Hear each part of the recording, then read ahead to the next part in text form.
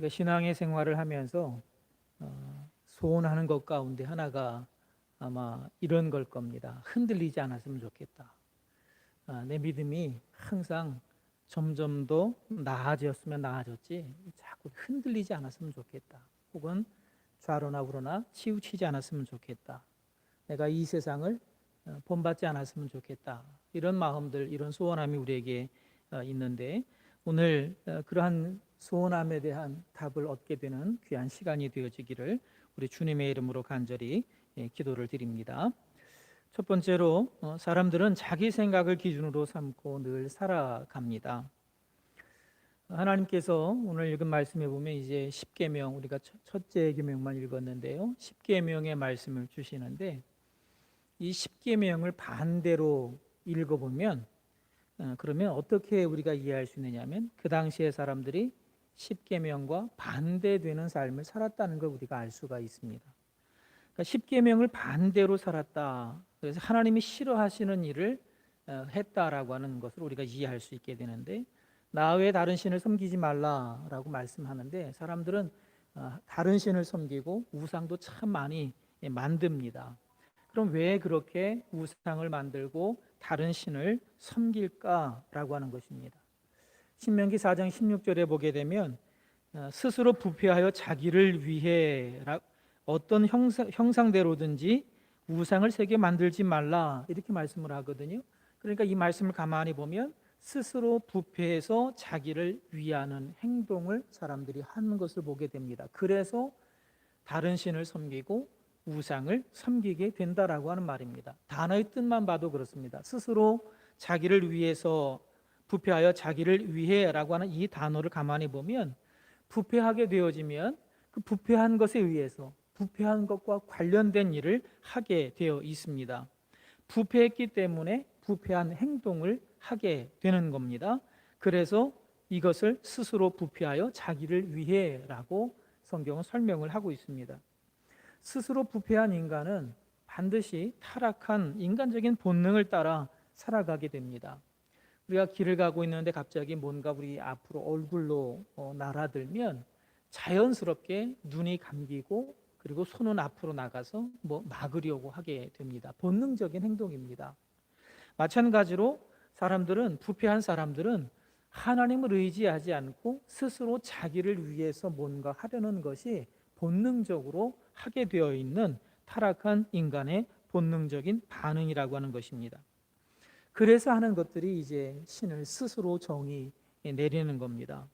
애굽에서 자신들을 인도해낸 하나님을 어떻게 표현하느냐 하면 출애굽기 32장에 보면 금송아지를 만들어 놓고 이 금송아지가 우리를 애굽에서 인도해냈다 이렇게 표현을 합니다. 자신들 마음대로 하나님에 대해서 이런 분이다라고 정의를 내려버립니다. 오늘날도 우리가 이런 우를 참 많이 범합니다. 성경에 있는 대로가 아니라 우리 스스로 하나님은 이런 분이야 라고 정의 내리는 경우들이 참 많습니다. 기독교인도 마찬가지고 이 세상의 사람들은 또 두말할 것도 없습니다. 힘들면 위로가 될 만한 형상들을 사람들은 만듭니다. 이스라엘 백성들이 모세가 산에서 더디 내려오자 하는 일이 그들의 금부치를 다 모아서 그 금으로 송아지를 만들었습니다. 그리고 그것을 통해서 그들은 그들의 염려와 두려움, 미래에 대한 염려와 두려움을 해결하려고 하는 것을 보게 됩니다. 이렇게 어떤 형상을 만들어서 나름대로 신에 대해 정의 내리면서 그러면서 염려와 두려움들, 문제들을 해결해 가려고 하는 것이 타락한 인간의 본성입니다. 그러다 보니까 신은요, 한 분이 아니라 많으면 많을수록 좋다는 생각을 사람들이 갖기도 하는 겁니다. 그럼 사람들과의 관계는 어떻겠습니까? 십계명을 반대로 읽어보면 그들은 부모를 공경하지 않았습니다. 살인했습니다. 성적으로 문란했고 거짓말했고 도둑질하고 탐하는 삶을 살아갔습니다. 가정은 온전하지 못했고 사회는 모욕과 차별이 난무하는 세상이었을 겁니다. 그런데 이 사람들은 이렇게 자신들이 살아가면서 자신들의 삶이 잘못됐다고 생각하지 않았을 겁니다. 그들의 생각은 뭐가 잘못됐다고 생각했을 거냐 하면 분명히 자기의 기준대로 움직여지지 않는 세상이 잘못됐다고 말했을 것이지 자신들의 행동은 아무런 문제가 없다라고 생각했을 겁니다. 그것이 십계명을 우리가 반대로 읽어볼 때 갖게 되는 생각입니다. 자기 생각을 기준으로 살면 이 사회에는 혼란이 가중이 됩니다. 사람들과의 관계는요, 깨지게 되어 있습니다. 상처가 아물 날이 없게 되어 있습니다. 이런 삶은요, 현대에도 똑같이 우리 주변에서 일어나고 있습니다.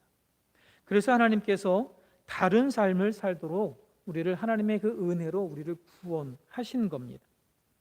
종주권 계약이라고 하는 것을 알면 십계명을 이해하기가 훨씬 더 좀 쉽습니다.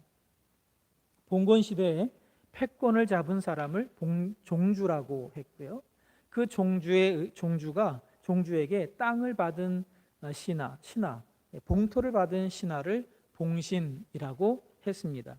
이 종주와 봉신 사이에 맺어진 계약을 종주 봉신 계약 혹은 종주권 계약이라고 말하는데요.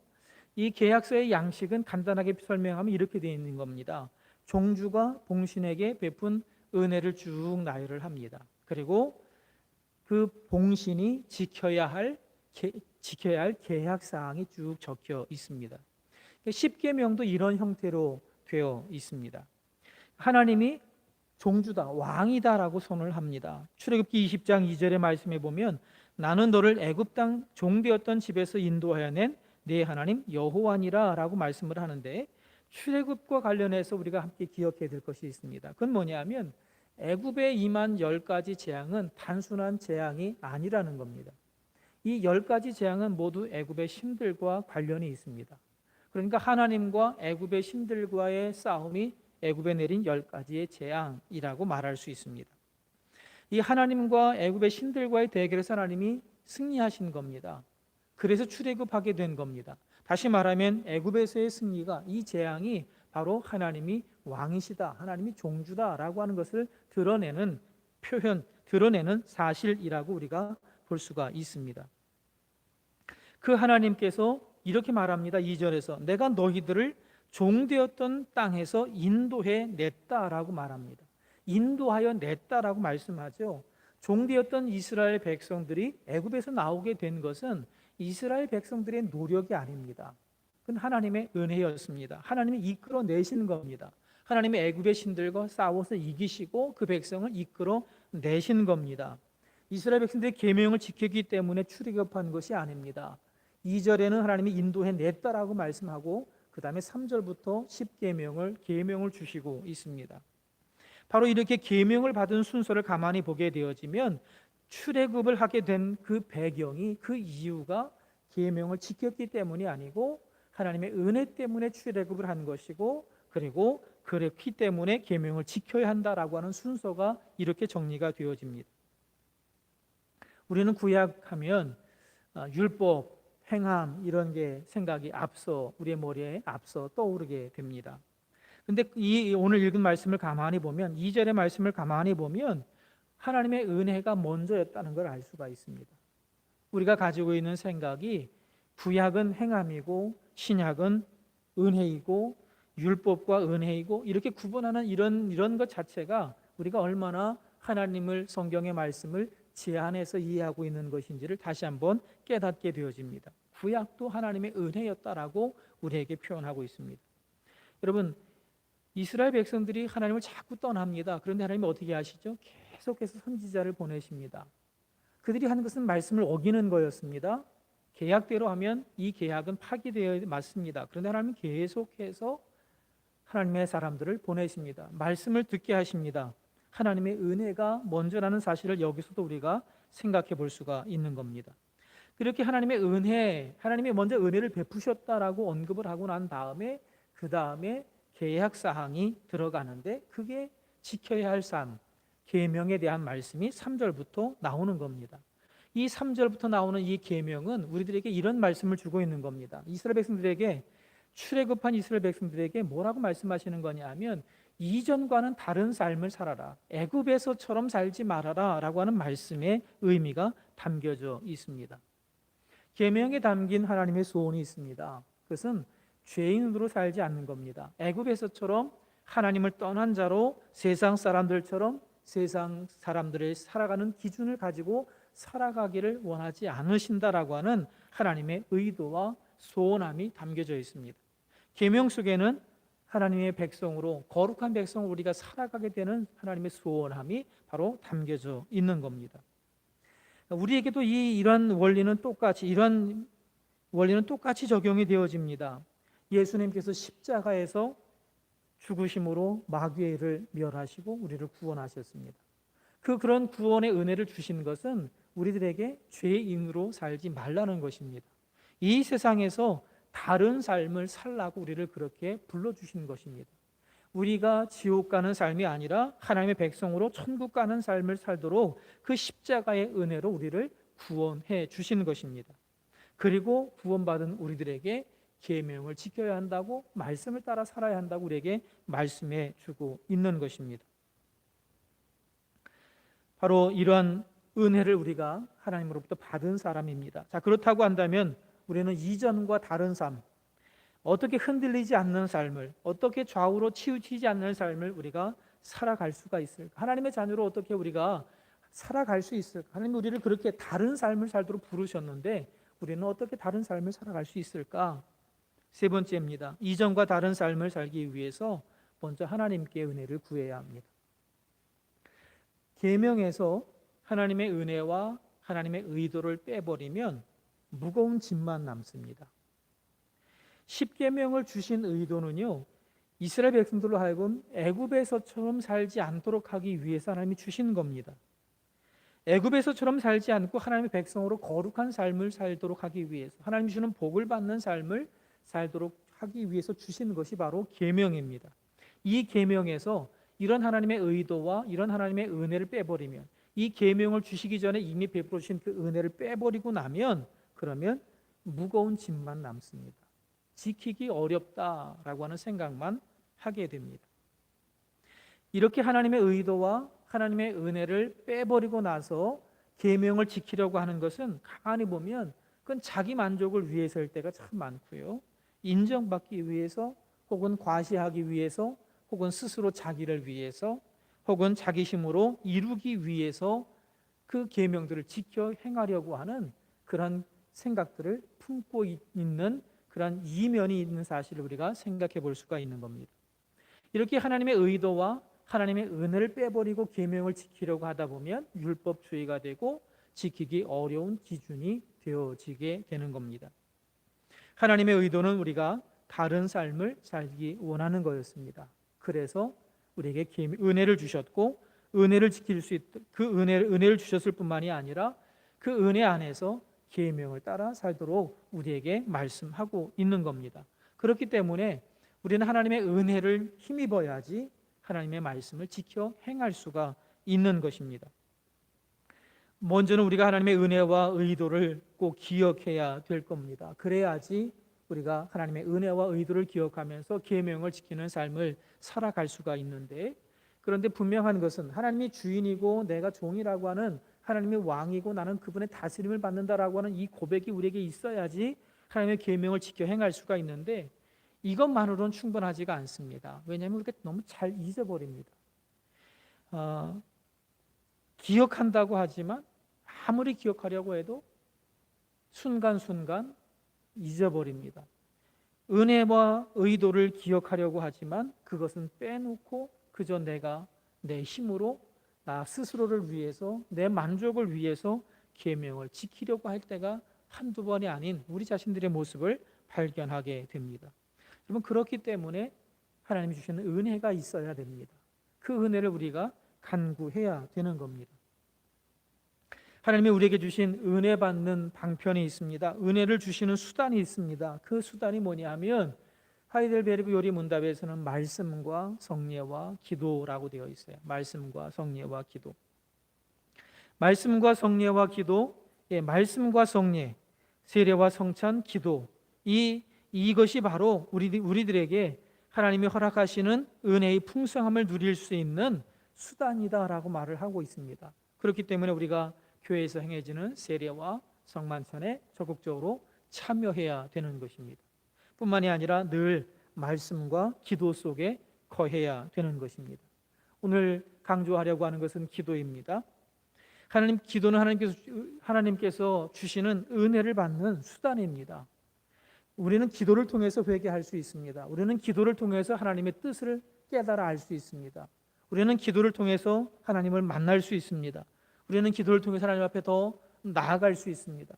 심지어 우리는 기도를 통해서 우리의 마음을, 내 속에 있는 마음을, 사람들에게 말할 수 없는 마음, 다윗처럼 하나님 저 사람이 안 됐으면 좋겠습니다라고 하는 그런 마음조차도 우리는 기도를 통해서 하나님 앞에 내어 놓을 수 있습니다.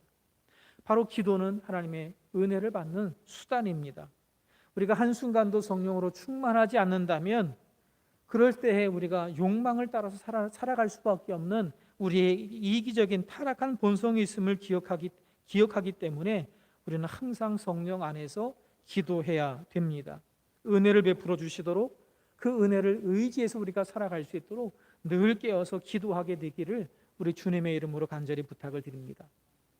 영화 가운데 믿음의 경주라고 하는 영화가 있습니다. 거기에 그런 이야기가 나오는데 하나가 뭐냐면 두 농부가 주인공이 이제 물었을 때 하는 답인데 두 농부가 하나님께 비를 내려달라고 기도를 했다라고 말을 해줍니다. 그리고 난 다음에 한 농부는 땅을 갈아 일구었다라고 말을 해요. 그러면서 뭐라고 주인공에게 질문하느냐면 두 사람 중에 누가 믿음을 가진 사람인가 라고 물어봐요. 이 주인공이 답은 하지 않지만 우리가 다 아는 것이죠. 하나님의 은혜를 주신 분 맞습니다. 기도에 응답하시는 분 맞습니다. 그러나 우리가 가만히 있을 때 하나님의 은혜를 주시는 분인가? 그것은 우리가 구원받는 은혜는 그렇게 주시지만 하나님의 자녀로 살아가는 은혜는 그렇게 주시지 않아요.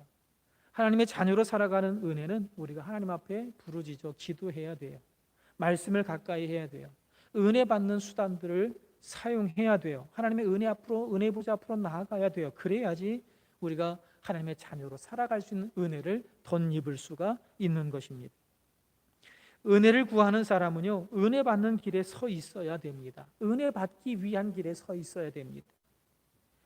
은혜를 구하는 삶을 우리 살아가기를 우리 주님의 이름으로 간절히 부탁을 드립니다. 우리가 은혜를 구할 때, 하나님이 주시는 은혜를 구할 때에 치우치지 않게 되고 흔들리지 않게 되고 하나님이 부르신 대로 거룩한 삶을 살아가게 될 줄로 믿습니다. 하나님의 은혜를 주시게 되어지면 힘들어라고 생각했던 계명이 지킬 수 있게 될 줄로 믿습니다. 그것이 성경에서 우리에게 가르쳐주는 길입니다. 그러므로 하나님의 은혜를 구하게 되기를 바랍니다. 특별히 하나님의 말씀이 어렵다, 신앙의 생활이 힘들다, 지친다라고 생각이 되어진다면 여러분 우리에게 꼭 필요한 것은 하나님 나에게 은혜를 주세요 라고 하는 기도인 줄로 믿습니다. 하나님 은혜를 달라고 하는 기도를 통해서 힘을 얻어서 살아가게 되어지기를 우리 주님의 이름으로 축원을 드립니다. 네 번째는 하나님이 주시는 은혜를 의지하여 계명을 삶의 기준으로 삼는 삶을 살아가야 되는 것입니다.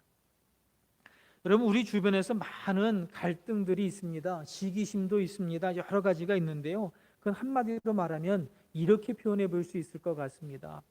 누구에게 맞출 것인가? 우리 주변에서 일어나는 수많은 갈등들은 가만히 보면 누구에게 맞출 것인가에 대한 싸움인 것 같아요. 가정에서 일어나는 소소한 갈등이건 친구들 간에 혹은 이웃 간에 혹은 직장에서 사회에서 교회에서 일어나는 그 모든 갈등들을 가만히 보게 되어지면 밑바탕에 깔려 있는 것은 누구에게 맞출 것인가, 나에게 맞춰야 돼라고 하는 이것이 출발점이 되어진다고 생각이 됩니다. 이 싸움은요, 자기에게 맞춰줘야지 만족하는 싸움이에요. 그래서 계속해서 싸우게 되어 있는 겁니다. 모든 사람이 자기에게 맞추려고 합니다. 그러니까 이 갈등은 사라지지가 않습니다. 정당을 예로 들어보면요, 정권이 늘 이제 바뀌는데 여당일 때 하는 말은 늘 똑같아요. 어느 당이든지 정권을 잡으면 여당일 때 하는 말은 똑같고요, 야당일 때 하는 말은 또 똑같아요. 당만 바뀌는 거지 하는 말은 똑같아요. 왜 그럴까요? 자신들이 정당이 지지하는 신념에 의해서 보수든 진보든 보수든 똑같아야 되거든요. 이건 돼야 된다고 말하고 이건 안 돼야 된다고 말해야 되거든요. 그런데 여당만 되면 말하는 게 달라져요. 야당만 되면 말하는 게 달라져요. 왜 그럴까요? 자기에게 맞추려고 하는 거예요. 자기들에게 맞추라고 하는 것이기 때문에 그래요. 그러니까 여러분 이런 어떤 정당 간의 정쟁들은요 끝나질 않습니다. 왜냐하면 자기에게 맞추려고 하는 거기 때문에 끝나질 않아요. 여러분 이런 싸움이 그래서 진흙탕 싸움이 될 수밖에 없는 겁니다. 진보든 보수든 진보든 너무 진영 논리에 빠지지 마세요.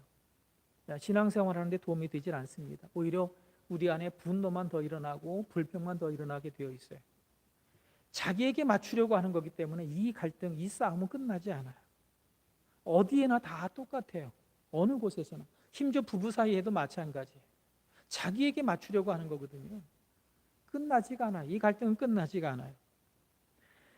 이런 싸움, 세상과 세상 안에서도 이런 싸움이 일어나고 있지만 세상과 교회 안에서 이런 갈등이 늘 일어나고 있습니다.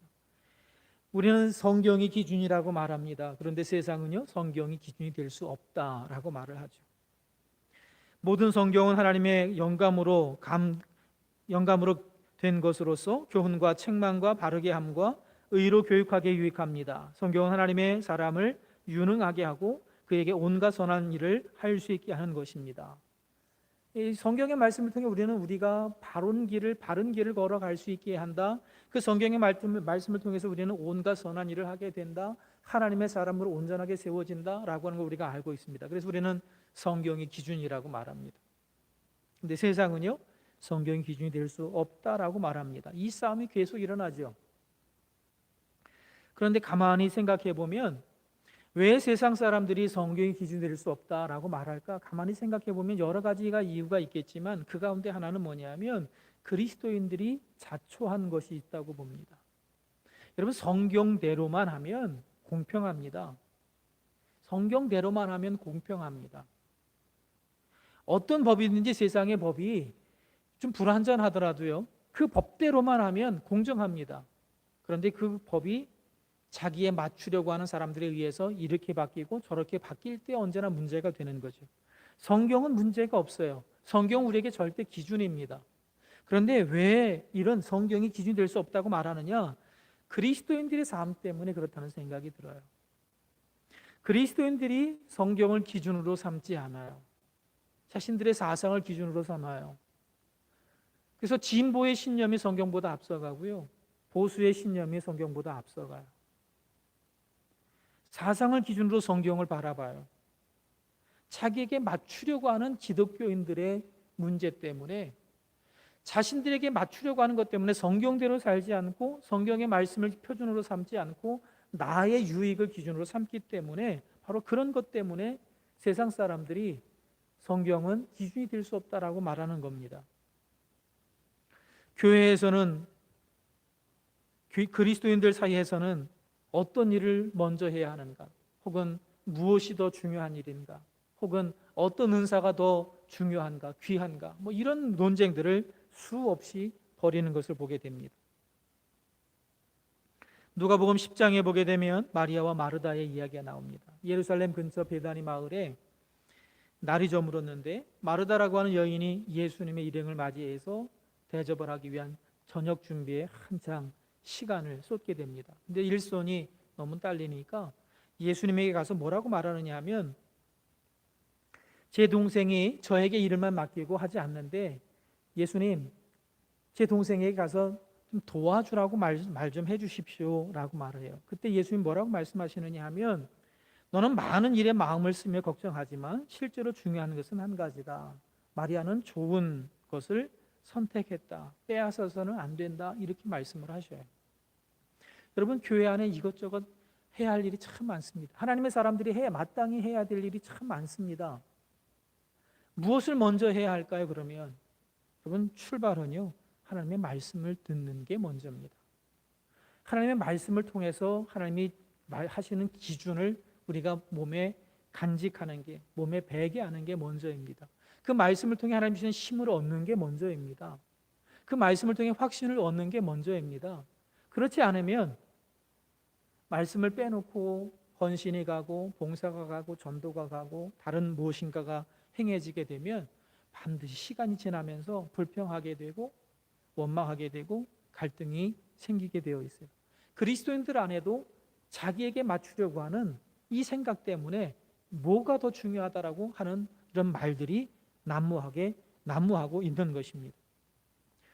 분명한 것은 하나님의 말씀이 기준이라는 겁니다. 하나님의 말씀이 기준이라는 겁니다. 신명기 17장의 말씀에 보게 되면 하나님의 말씀을 기준으로 삼는 사람들에게 주시는 은혜가 있습니다. 평생 옆에 두고 읽으면 하나님을 경외하게 되는 것을 배우게 됩니다. 경외하게 됩니다. 지켜 행하게 됩니다. 교만해지지 않습니다. 자라나 불어나 치우치지 않습니다. 하나님의 보호가 있는 삶을 살아가게 됩니다. 말씀을 기준 삼고 살면 자기 영혼을 지키게 된다고 잠언 19장 16절에 말씀을 합니다. 출애굽기 20장 6절의 말씀에는 계명을 지키는 자에게 천대까지 은혜를 베풀어 주신다라고 분명히 약속하고 있습니다. 사랑하는 성도 여러분, 하나님의 말씀이 우리의 삶의 기준이 되어야 합니다. 하나님의 말씀이 교회의 기준이 되어야 합니다. 신념이 아닙니다. 내 경험이 아닙니다. 코로나로 인해서 교회가 많은 비난을 받고 있습니다. 마귀의 역사도 물론 있습니다. 그러나 자초한 것 있죠. 말씀을 기준으로 삼지 않고 살았던 우리들의 삶이 바로 그런 비난을 받게 된 단초가 되었다고 저는 생각을 합니다. 말씀을 기준으로 삼고 살면 거룩함을 회복할 수가 있습니다. 빛과 소금이 될 수가 있습니다. 소망의 빛을 발할 수가 있는 겁니다. 하나님이 원하시는 대로 살아갈 수가 있는 것입니다. 여러분, 왜 기독교가 소망의 빛을 주신다고 주시는 그 하나님을 믿는 우리의 믿음이, 이 성경의 말씀이, 살아계신 하나님이 우상들보다 신뢰받을 수 없는 그런 종교가 되었습니까? 한번 가만히 생각해 보십시오. 왜 불교의 신뢰도가 더 기독교보다 높습니까? 성경의 말씀을 기준으로 삼지 않았던 우리들의 허물 때문이라고 저는 생각이 되어집니다. 사랑하는 성도 여러분, 십계명은 은혜 받은 자가, 계명은 은혜 받은 자의 삶의 기준입니다. 지킬 수 없기 때문에 은혜를 구해야 되는 것이고, 은혜로 충만해지면 지키는 삶을 살아가야 되는 것입니다. 그것이 거룩한 삶을 살아가게 되어지는 그것이, 그 길이 바로 우리가 살아야 될 길이라고 하나님이 우리에게 말씀하고 있는 것입니다. 우리 모두가 이 길을 걸어가게 되기를 우리 주님의 이름으로 축원을 드립니다. 그래서 하나님 보시는 그날, 하나님 앞에 서는 그날에 잘했다고 칭찬받는, 그저 우리가 누군가 정말로 감동이 돼서 고마워서 그럴 때 해주는 말이 특별한 말이 없는 것 같아요. 그냥 꼭 안아주잖아요. 힘들고 어려워서 뭔 말을 해야 될지 모를 때 꼭 안아주면 더 큰 감동이 있잖아요. 그것처럼 우리가 이런 믿음의 싸움을 싸우고 하나님 나라에 갔을 때 하나님이 그 어떤 말이 아니라 그냥 꼭 안아주시는 그런 은혜를 우리가 사모하면서 이 길을 승리함으로 걸어가게 되기를 우리 주님의 이름으로 축원을 드립니다.